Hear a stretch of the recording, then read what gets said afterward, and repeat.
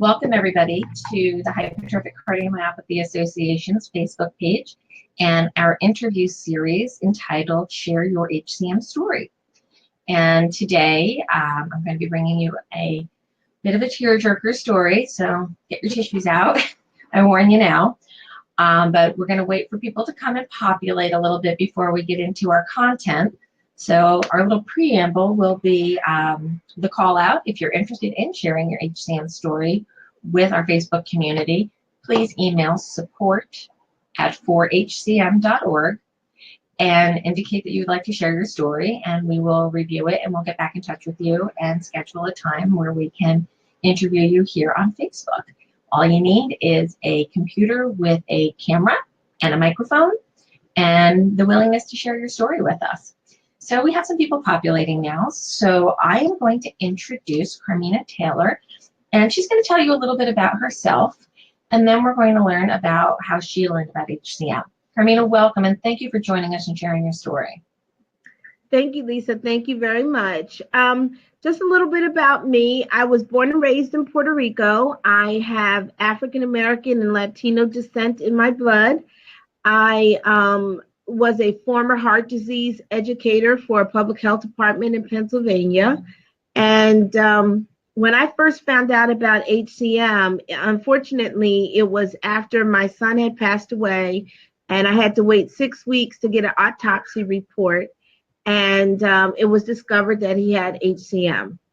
And that was my first time that I found out anything related to HCM. But the irony was that 15 years prior to that, I had been educating communities in my county about the uncontrollable risk factors of heart disease. And so for me to have been have that as a background, it was quite shocking to find out that my son had died of heart disease.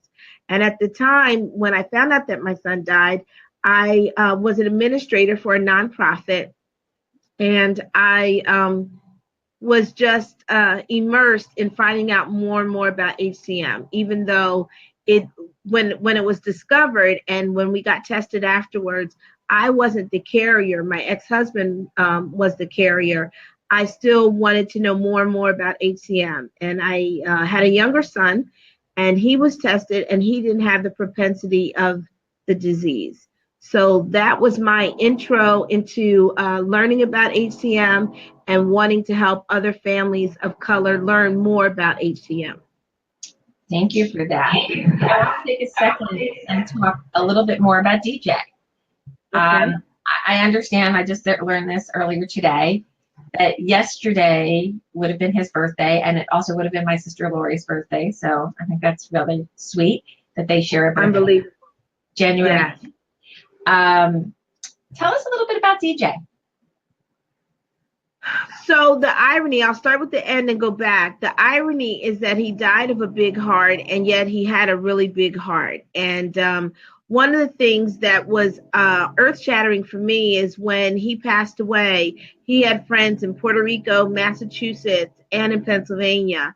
And when they put their comments about his obituary, they always talked about how DJ was the one person they could always go to brighten up their day.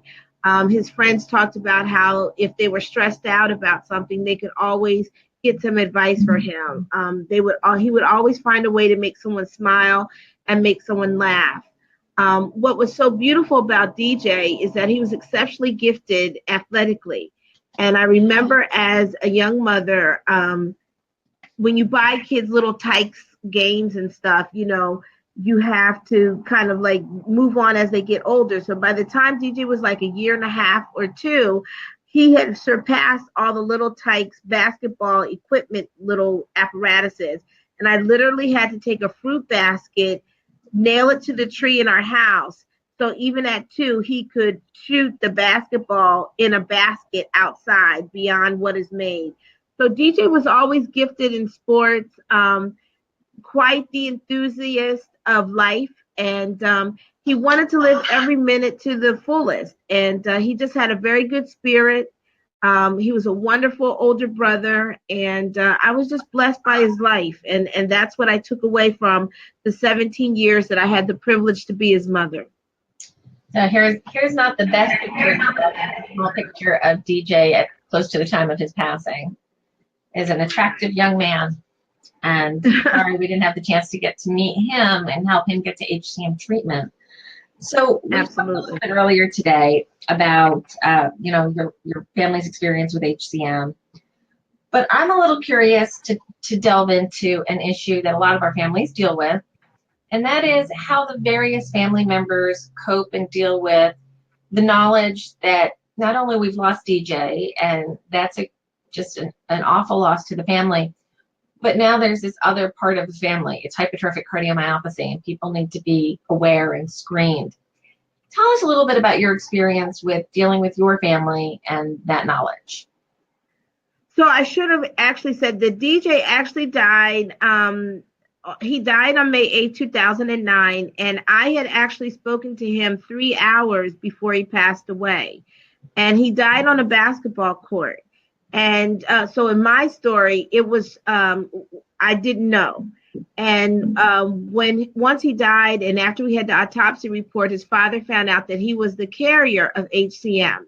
And even though it's not in my family, or my younger son didn't have it, both of our families kind of responded differently. I became immersed in learning more about HCM, the background, the research. How could I help other families?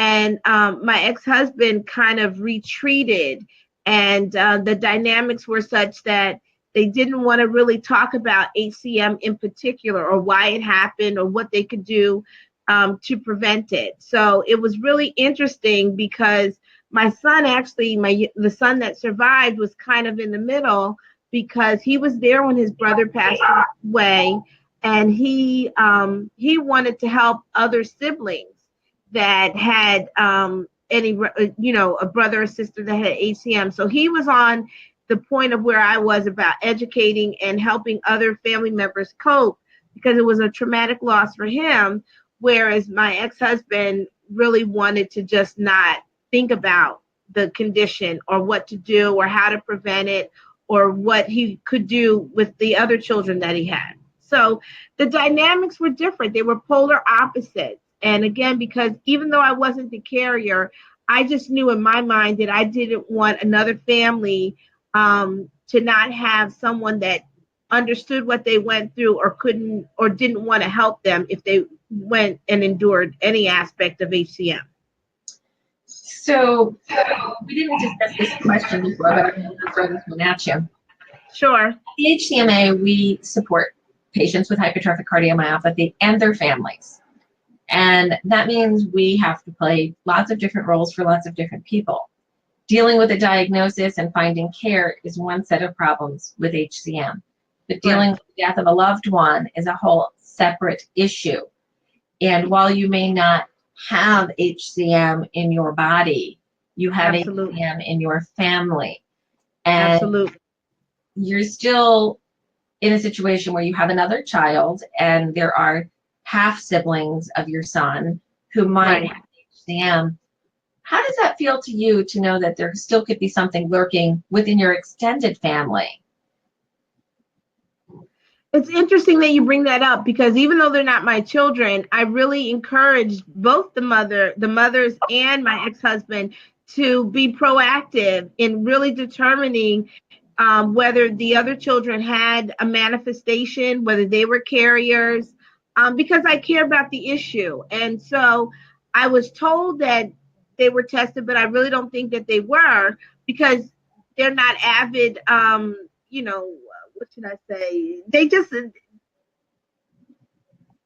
respond very well to that, and they haven't focused on HCM like I have. So I just think it's sad. I think it's sad, because there's children and there's families out there that have the hereditary lines for it, and I think that it's so important to dig deeper. If you know that there's heart disease in your family, and certainly communities of color.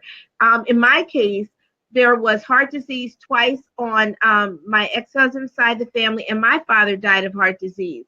And those kind of things make you want to do some more preventative stuff in terms of digging deeper. My son played sports. Had I known about that propensity, I would have gone a little bit deeper every time he had physical examinations.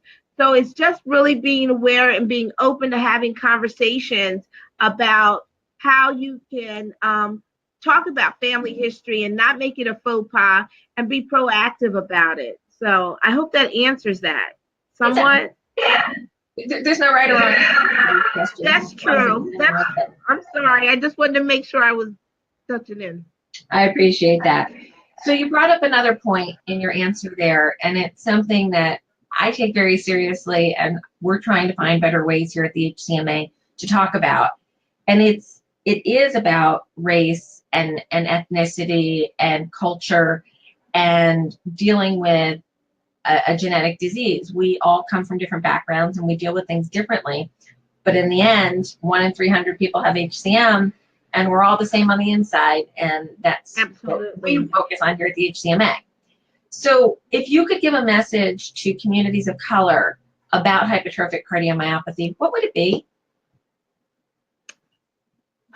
What I would say about to communities of color is to just take a moment to really think about your family history and health lines. And if you see or hear of anything, if you have 2 or more relatives that died of heart disease, or if you've ever heard someone say they felt a certain kind of way, or, older relatives talking about other types of family histories, those are the kinds of things that I would encourage people to learn more about and ask questions. My son kind of fit the bill for everything. He was a Black boy. He was a teenager. He had Latin background. And he had heart disease on both sides of his family. So he had 2, 3, 4, 5 kind of factors that were flags, that could have been flags, So I think that we should gravitate to a place where just talking about who we are as a family, where we come from, what our history lines are, that should be more of a common practice than not. So I would just encourage open dialogue with communities of color about health issues that have been in our family lines. That's what I would do. And to learn more about heart disease. I would concur with all of that. And I'll also add something we discussed earlier today, and that is we tried here at the HCMA a while back to get some publicity over the fact that of those who die suddenly and unexpectedly from HCM, specifically on the athletic field, 50% are African American males. And there was an article published, and I can give you the exact date of publishing. It was published on September 10th, 2001. And on September 11th, 2001, I was supposed to be in New York City doing some talk shows discussing it with communities of color. And as we know, September 11th was September 11th. And I couldn't get to the city, and the shows were canceled. And by the time it was all calm again in the media, the story was old and there was nobody interested in following up on the story. The data is out there. African American men, boys, young men are dying at a higher rate during competitive athletics than their Caucasian, Hispanic, or Latino counterparts. And we need that message to get out to this community, because while we all can have an equal chance of having HCM, this age group of, mid-teens to early 20 African American male, they die at higher rates. And we need to stop that. We're losing good men. We're losing promising futures because we're not getting to diagnosis. So are we ever going to reach 100%? No, but we can do a lot better than we're doing right now. Absolutely. And I think that Len Bias and Reggie Lewis are 2 perfect examples of, if we had some early detection, they could have managed their condition more effectively than finding out in the climactic careers in basketball. Right. And I think what it is that, I believe mothers sometimes have an intuitive sense. And if we're supporting our athletes, we should just make sure that the process of physical examination is as comprehensive as it can be. as I'm looking at you, Lisa, that's what I'm thinking it has to be. It has to be a unified effort from coaches and trainers and school systems, that we try to do whatever we can to make sure that our athlete has all the necessary um, provisions to be able to detect anything that could potentially be there, and to focus on that, and not to necessarily go to CVS and get one of those fast physical things. That we yeah, that we really take the time to make sure that we're doing that. And as I'm looking at you again, I'm thinking about this whole thing about football, right? And the concussions and everything else that becomes secondary. But if we went around the same processes, in terms of how you prevent concussions or all the things that they're trying to prevent now, I think the whole aspect of being physically able and fit, and then educating the parent about that afterwards, and making sure that it's a consistent process. I'm sorry, Lisa, go ahead. No, that's great. You go right into what we've done here at the HCMA with one state. And I encourage you all to contact me if you'd like to do this in your state. But in the state of New Jersey, we now have multiple levels of laws. And one of them is the Student Athlete Protection Act, which does a few things. It requires that only certain healthcare providers do the physical, pre-participation physical for sports. So it's a doctor, an MD, a DO, an advanced practice nurse, or a PA. That's it. They also have to take a training course on what they're looking for, so that they know who to refer and when to refer. They also have to ask specific questions on that questionnaire. Absolutely. And it's only one form for the state, so that each different district can't come up with their own form and their own way of doing it. It's standardized. The next thing that we did in the state of New Jersey was we provide a brochure every sports season to every player and every parent on what the signs and symptoms of heart disease in young are. We're doing that here. And then we did the next step, which I think is even more important than the athletes. All well child examinations in the state of New Jersey include the American Heart Association 14-point screening for heart disease, which makes New Jersey the only state in the country that systematically screens all children for heart disease. We need that in every state. So how do we start in Pennsylvania? Because you've enlisted me. Because one of the things that I also see, and this is what's happening in today's days, they're starting to recruit college players in middle school. And if no, they really are. They're really starting to recruit at middle school level. And so many times that process gets overshadowed about how do you have the healthiest athlete during middle school and high school. So I think that what you're doing in Jersey should serve as a model for all of us vigilant mothers out there that get it, and we need to do that. Now, did you have to educate legislators about that process? Yes, that's exactly what we did. And I'm more than happy to work with you and other people within your state, your Pennsylvania, to go to the state house, find the champion within your state legislature, and bring this legislation to them. In the state of New Jersey, we met with zero resistance. There was no pushback. We had no problems. We're not adding money. We're not asking for more services. We're asking for questions and education that the parents can get involved with, and the parents know what to ask. So if we can do that in more states, great. We'll be holding some meetings in the future, both here on Facebook and through other sources of the HCMA, to help give everybody the tools that they need to go to find their champion in the state house, to find the pathway in their state house and take it to the next level. So, we're encouraged to work with families who have currently diagnosed HCM, and those of you who have lost loved ones to HCM, specifically young people. There's nothing more powerful than your stories, because we're hearing DJ's story. You shared his life, and his life may have ended, but his story is still going on through your work and your effort, and the ability to make change for the future, for the next generation. The next generation of moms shouldn't have to know the pain that you knew. And, I'm Did getting you see questions. that, Lisa? Iowa, Missouri, Pennsylvania, you're starting a movement. Let's go, girls. Thank you, Mom. Hey, Thank you, Mom. That's exactly what we need to do. We need moms, we need dads, we need young people who were athletes, who have to. I was 12 years old when I was diagnosed with HCM. I knew what it was like to actually be pulled out of athletics and not be able to participate anymore. So, so Jeff, if you want to be, let me just segue here because I just clicked on this. I should have waited. Jeff, if you want to participate and share your HCM story, you email support@4hcm.org and share your story, and we'll get your information and get you involved in the program. I'm going to try to do at least one of these a week because there's lots of different aspects of HCM. We all have our own stories, and they're all so important. And frankly, I'm tired of y'all seeing my face as the face of HCM because I'm only one face of a million plus. So we need to hear your stories and see your faces and see all the different people that we're impacting.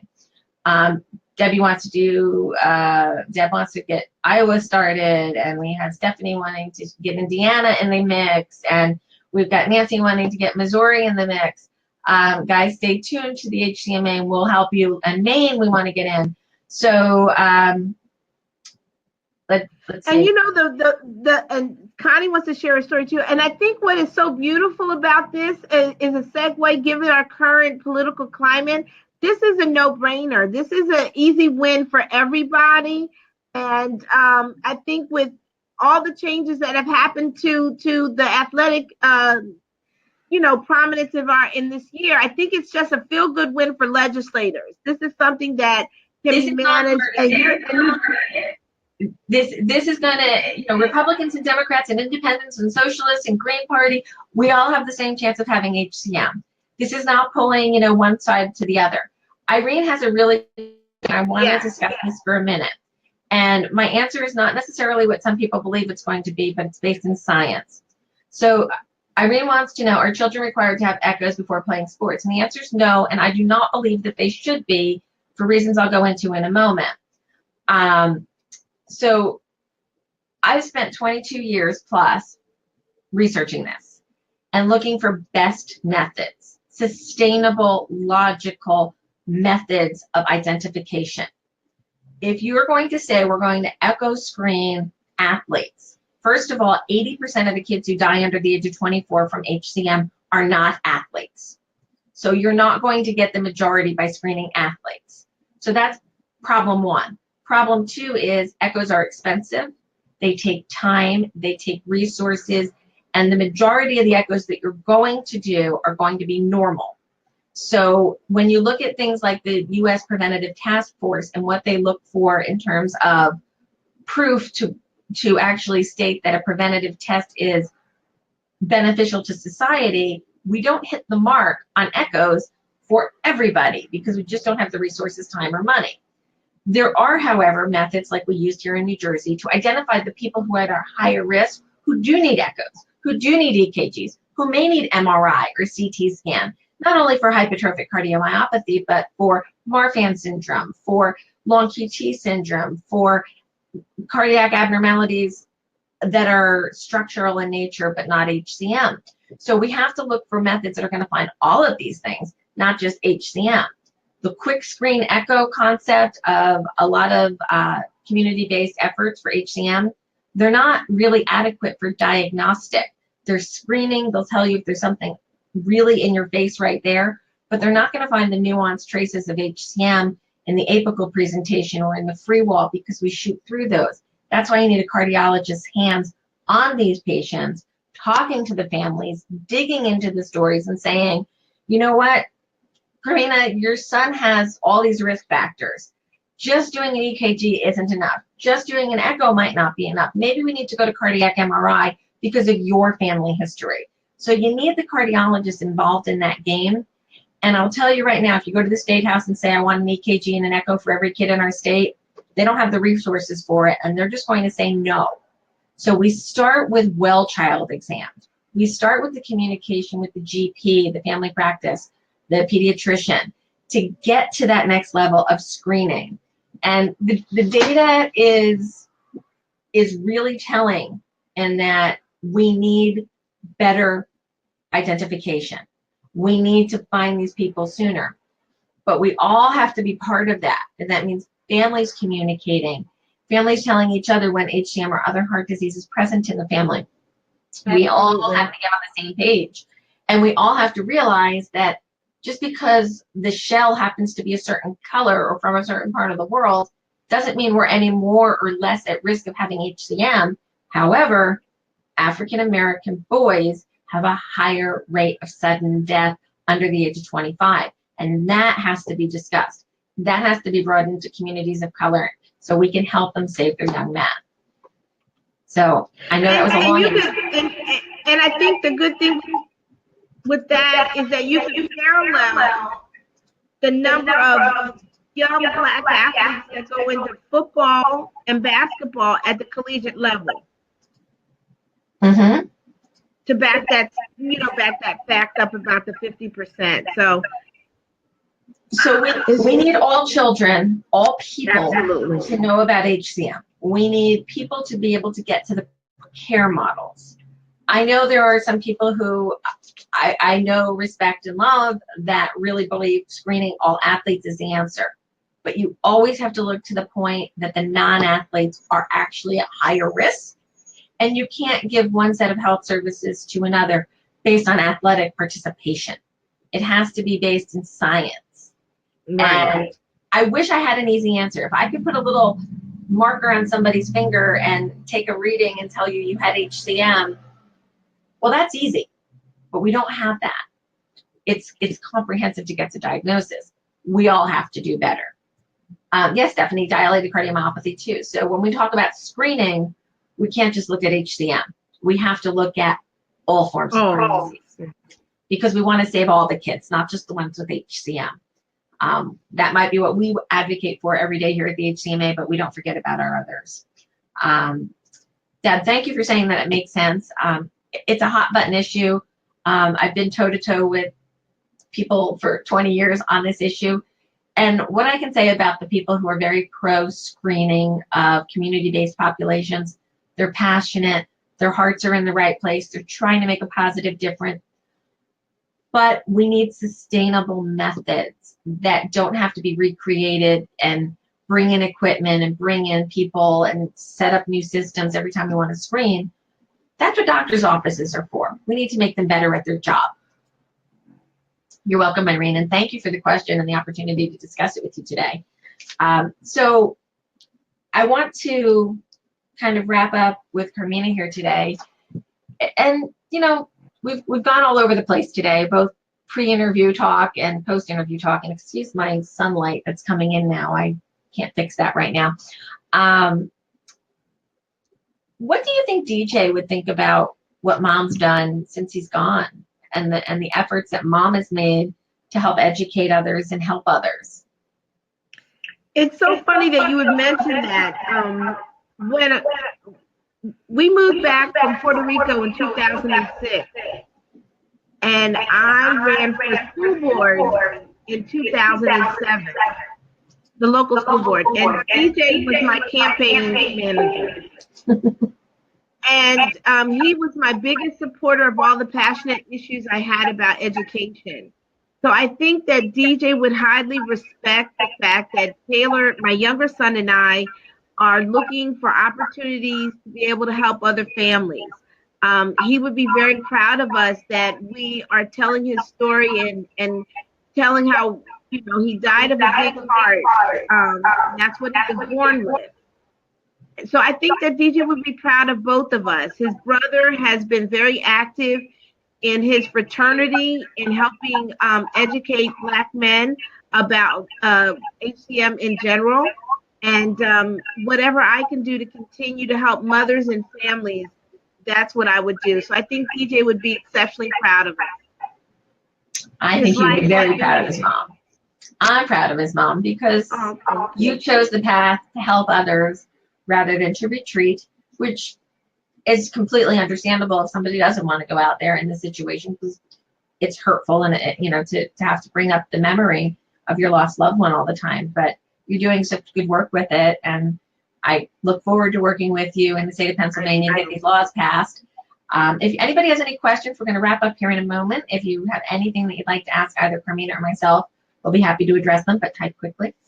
So we'll be bringing you more of these programs in coming weeks. We have a very long one here. I was the only one in the family to have the disease. Mom of 4, no symptoms until 30, 30 heart attack, both septal and apical myectomies. Okay. Wow. So yeah, HCM has crazy stories, and that's what this program is for. And if we have a lot more interest in them, we might do them more than once a week. We might do a few a week. We're also doing the Meet the Moderator series, so you'll get to see some of the people that help on the back end of the HCMA. So you'll find that there's so many people here that are diagnosed young. You know, under 30 is common. We've just got to get more of these young men, young kids diagnosed early, so that we don't have to say goodbye too early. So that's good. Any parting thoughts for him? I'm fine. Thank you so much, Lisa. I really think it's important to continue education awareness and helping mothers help their sons and daughters. I couldn't agree more. I look forward to working with you now and in the future. And to everybody else who wants to share their story, email support@4hcm.org. Share my story, and we will go through them. We've got a lot of interest in this, so be patient. We will get back in touch with you. Thank you for sharing your story, Carmina, and thank you for sharing your son with us today. We really appreciate it. Have a wonderful day. Thank you, Christy. Christy saying she's sorry for my loss. So thank you, Christy. We all share that sentiment, but we're happy that you're here to share this today. And here comes in all the rah-rah, the pat. Oh, thank you very much. Having this moment and going, wow, what did this woman just go through and do? And I know some of these people who are posting, and that's the reality. It's you just share a piece of your heart with us that is really difficult to do. So we appreciate it. And from the bottom of our big hearts, or our ex-big hearts in your case, we appreciate it. Thank you. Thanks a lot. Have a good day, everybody. We'll see you next time.